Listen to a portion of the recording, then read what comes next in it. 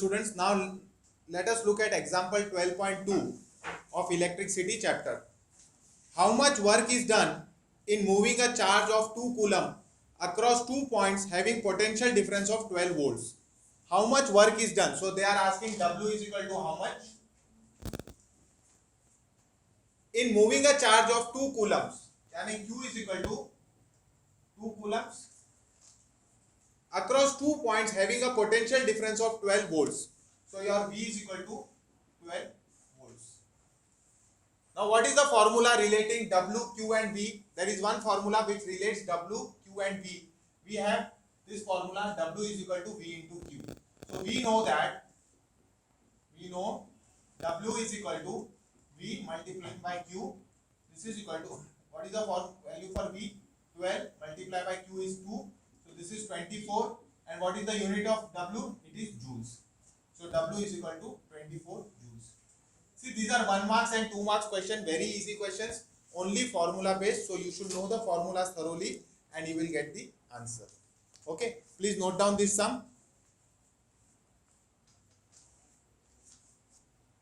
Now let us look at the in-text question. In-text question number 3 on page number 202.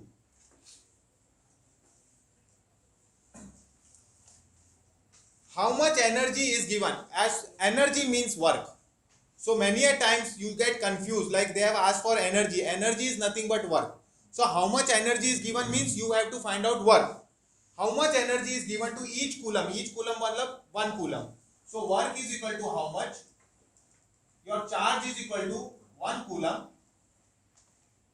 of charge passing through a 6 volt battery. So voltage is equal to 6 volts.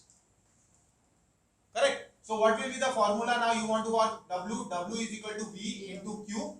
So therefore W is equal to, what is the value of V? 6. Q is 1. So W is equal to 6 joules. So answer is 6 joules. Please note down this sum.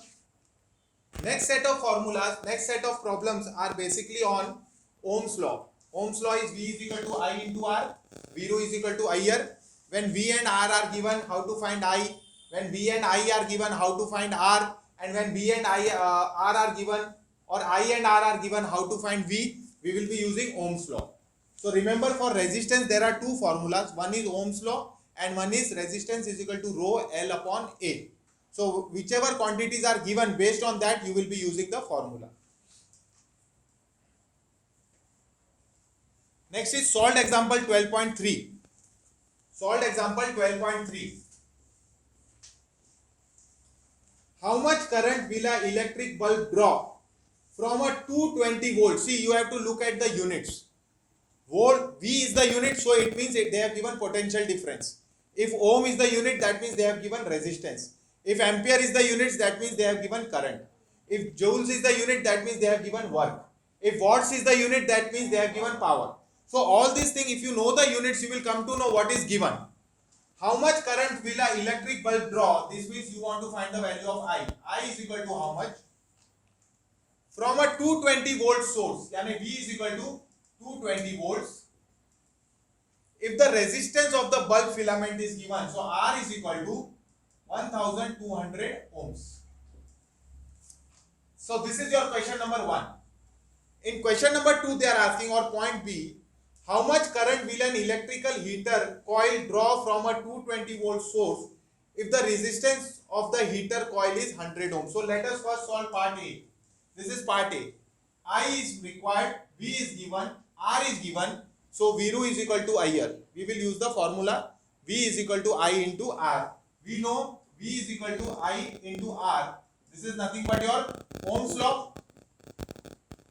You have to find the value of I. Therefore, I is equal to V upon R. V, value of V is 220. Value of R is 1200. You cancel this, 22 divided by 120.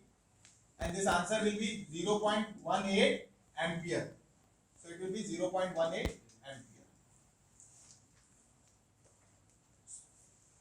So relatively very easy sums, only formula based. If you remember all these formula, your whole chapter exercise is done. You have to remember this sheet. In the same part B, what is given for part B?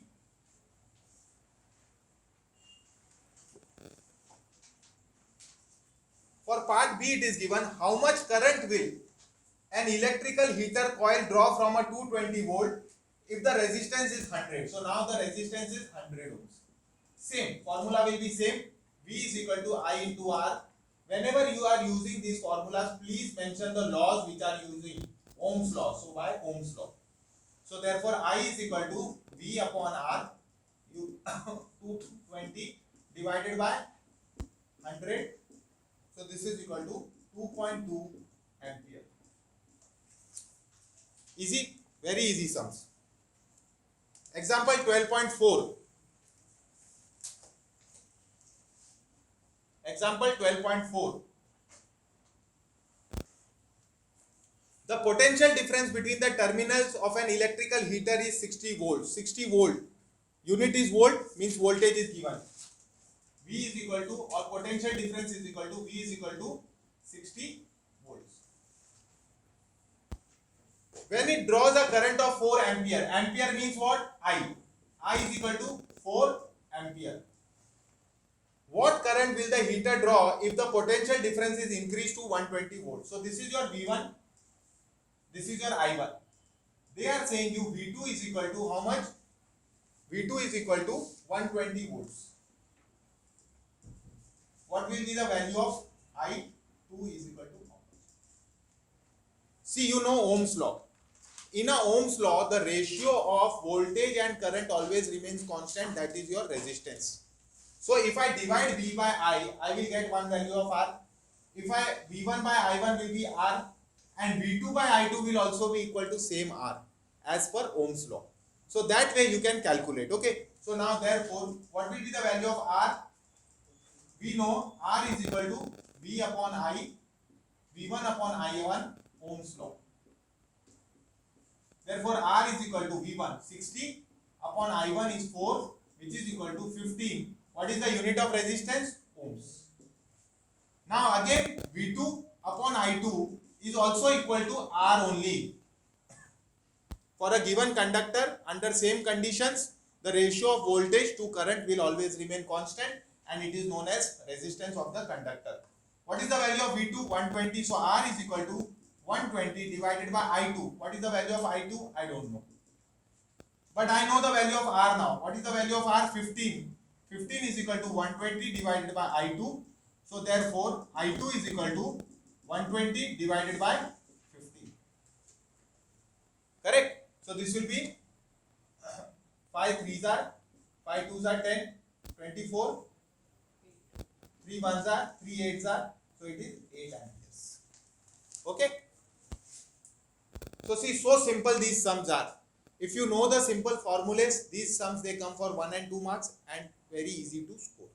Kindly note down this sum and kindly copy it. Kindly like and share this video as well. Okay? Thank you.